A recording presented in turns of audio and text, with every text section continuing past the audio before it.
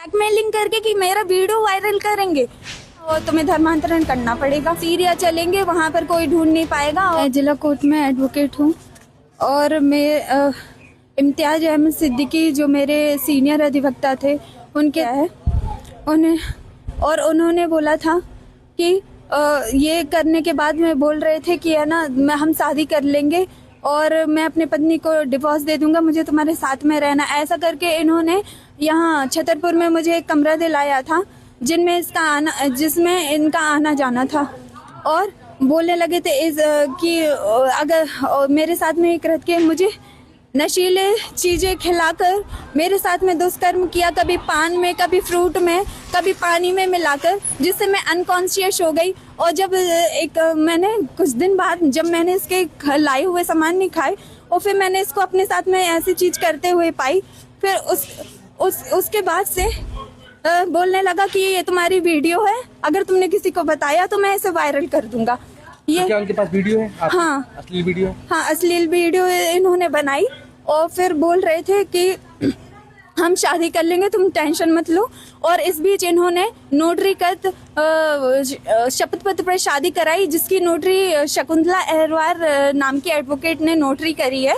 और फिर इन्हें लिव इन रिलेशनशिप वाला भी डॉक्यूमेंट तैयार किया, उसमें भी है ना इन्होंने ये सब मेरे साइन लिए, अपने साइन लिए और मेरे साथ में अश्लील फोटोग्राफ ये सारे कुछ भी खींचे हैं। और फिर उसके बाद बोल रहे थे तुम्हें धर्मांतरण करना पड़ेगा। मैं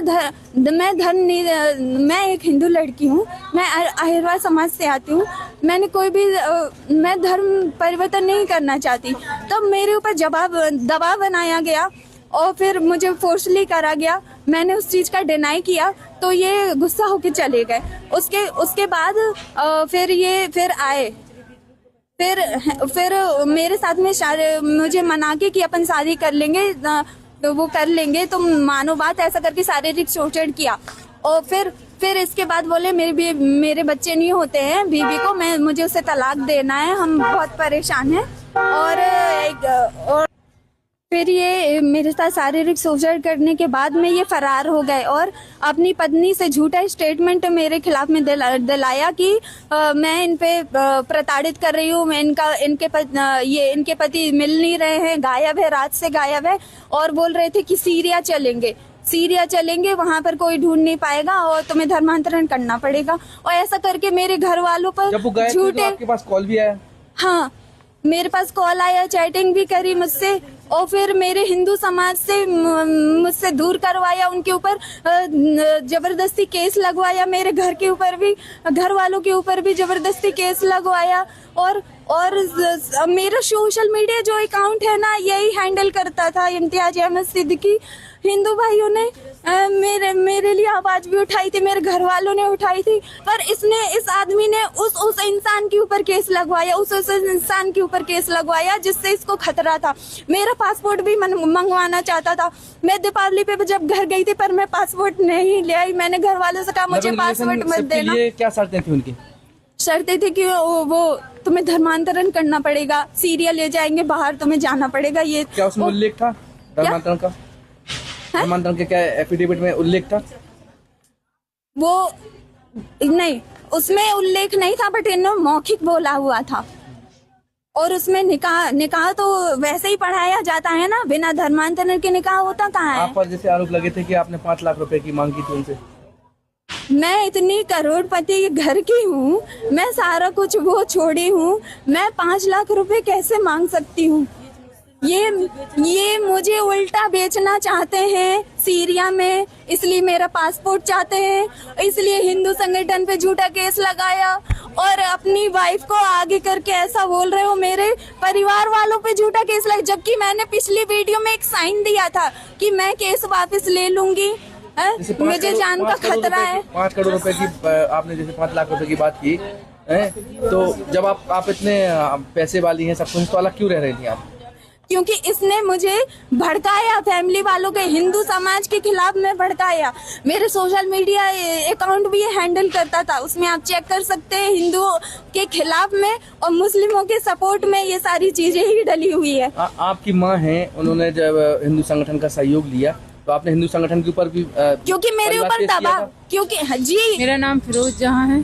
तो जहाँ जी कहाँ की रहने वाली हैं आप? मैं चरखारी की रहने वाली हूँ। मेरी शादी इम्तियाज अहमद सिद्दीकी एडवोकेट से हुई है, जिनके ऊपर ये जो अभी चल रहा है कि उनकी जो असिस्टेंट जूनियर असिस्टेंट थी उनकी करुणा प्रसाद, जो उनके शादी का दबाव बना रही हैं और उनके साथ में 2 साल से बराबर पूरा खर्च वो अपना ले रही हैं और सारी चीज़ें उन्हीं के थ्रू उनके सारे वो हो रहे हैं। अभी इन पे ये दबाव बनाए हुए हैं कि मुझसे शादी करिए और मेरे साथ रहिए, अपनी बीवी को डिवोर्स दीजिए।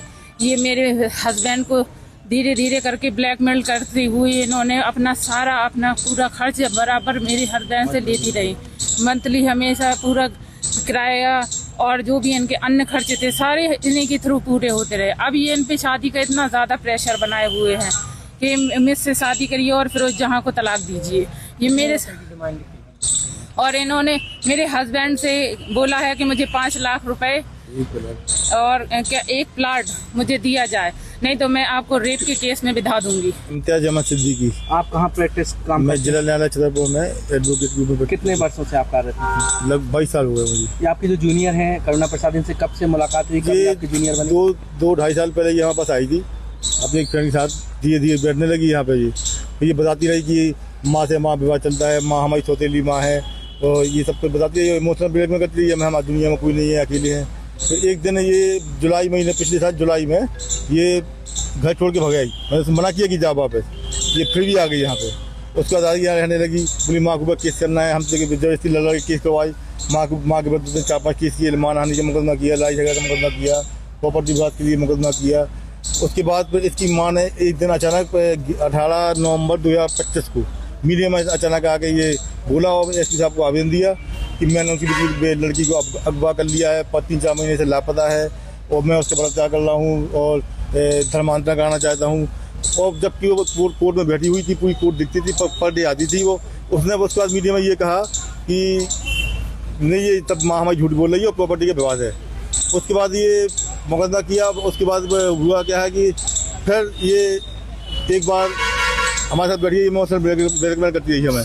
तो बोल रही थी सर हमारा सब में आपके साथ रहना है, आप काम सिखाओ और आप वहाँ पूरा हमारी दुनिया में कोई नहीं है। और धीरे धीरे हम आप खर्चा, तो धीरे धीरे हमसे खर्चा मांगने लगी। हम पूरा मकान किराया, बैलेंस, मोबाइल का, घर का, खाना पीना, दवा दारू सब करवाती रही। फिर ये कहने लगी धीरे शादी करो हमसे, इमोशनल ब्लैकमेल करती है, हमारी दुनिया में कोई नहीं है। आपके जो डॉक्यूमेंट सामने आ रहे हैं किस तरह के डॉक्यूमेंट हैं? हमारी जूनियर थी, दस्तखत हमारे बहुत ईजी है। लविंग रिलेशनशिप में नहीं, ये लिविंग इससे लिखवाए हैं, ये जैसे भी जिससे भी लिखवाए हो। हम तो दस्तखत हमारे बनाना जानती है, क्योंकि हमारे साथ काम थी, हमारे दस्तखत बहुत ईजी है, कैसे बना लिए, कैसे लिख लिए।